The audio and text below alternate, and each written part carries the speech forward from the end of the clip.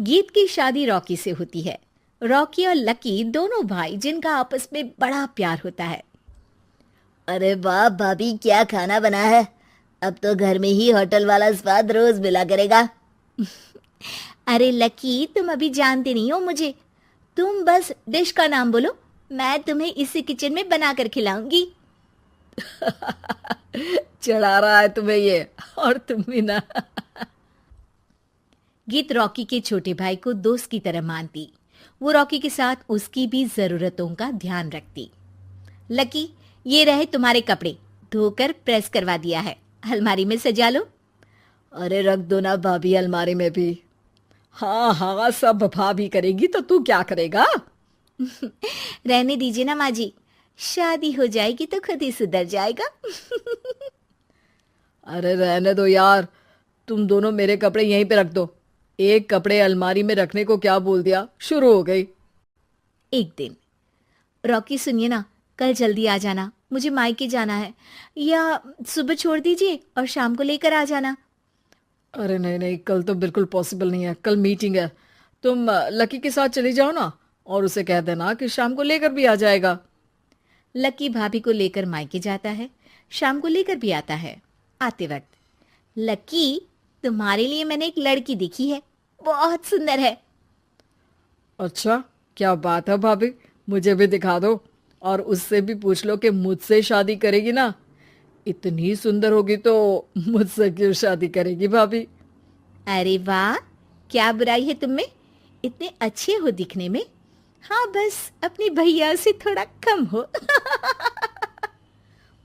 हाँ भाभी, आपको तो भैया से अच्छा कोई लगता ही नहीं है। लकी, तुम्हारे भैया हैं ही लाखों में एक।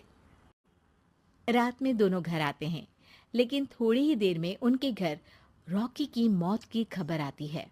हे भगवान, ये क्या हो गया। मेरा बेटा मुझे वापस कर दो।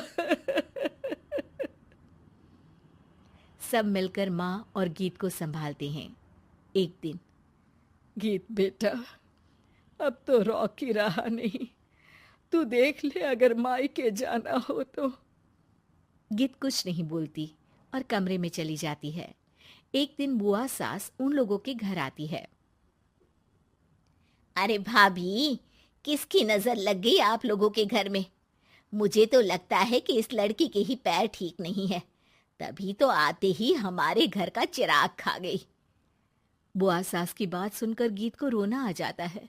वो अपने कमरे में जाकर जोर जोर से रोने लगती है। लकी को ये सब देखकर अच्छा नहीं लगता। बुआ क्या बोल रही हैं? किसी का जीना मरना ऊपर वाले के हाथ होता है, ना कि किसी के पैर पर। अरे देख लो भाभी, छोटा भी हाथ से निकल रहा है।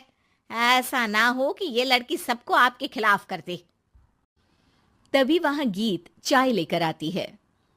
लीजिए बुआ जी, चाय पी लीजिए। बुआ तो घर से चली जाती है, लेकिन सास के मन में गीत को लेकर नेगेटिव विचार भर जाते हैं। अब देख गीता, बहुत हुआ, यहाँ रहकर भी कुछ नहीं होगा। अच्छा होगा कि अपने मम्मी पापा को बोल के तुझे यहाँ से लेकर जाए। और गीत अपने मायके चली जाती है, जहां आस पड़ोस के लोग कहते हैं, अरे रे, बेचारी की शादी के 2 साल ही हुए थे, लेकिन पति नहीं रहा। सास ने भी घर से निकाल दिया।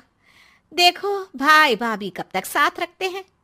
और शादी करा देनी चाहिए इसकी, तो उम्र ही क्या है इसकी। हाँ, लेकिन करेगा कौन।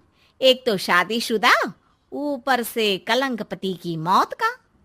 तभी वहां लकी आ जाता है और वो पड़ोसियों की बात सुन लेता है। लकी, तुम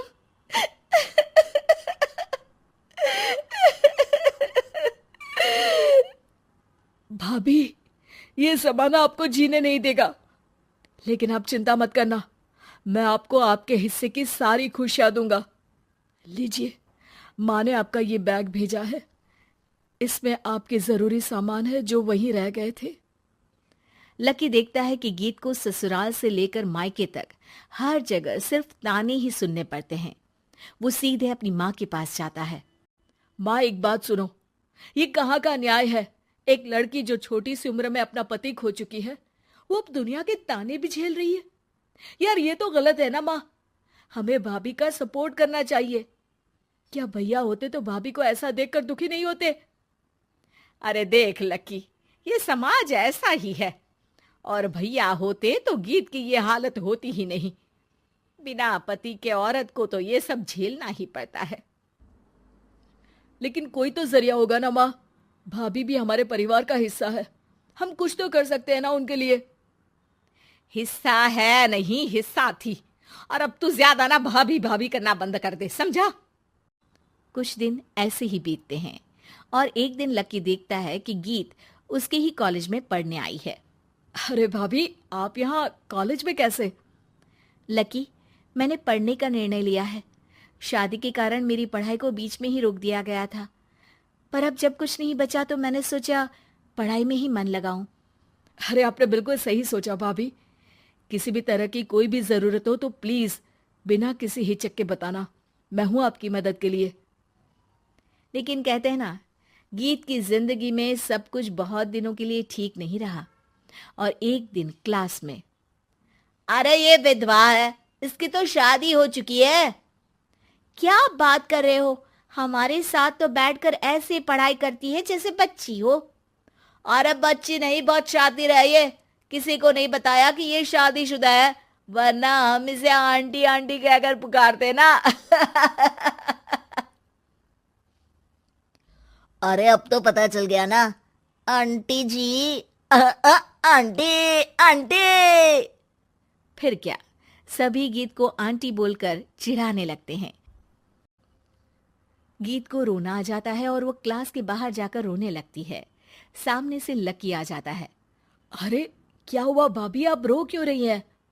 तभी पीछे से एक लड़की आ जाती है।